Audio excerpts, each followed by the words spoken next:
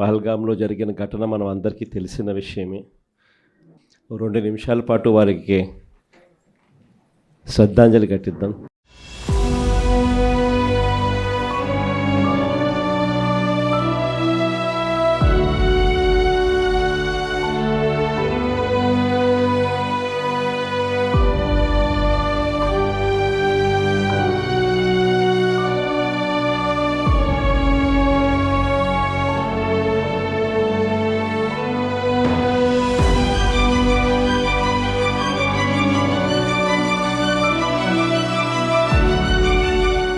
పహల్గామ్లో జరిగిన ఘటన మనం అందరికీ తెలిసిన విషయమే.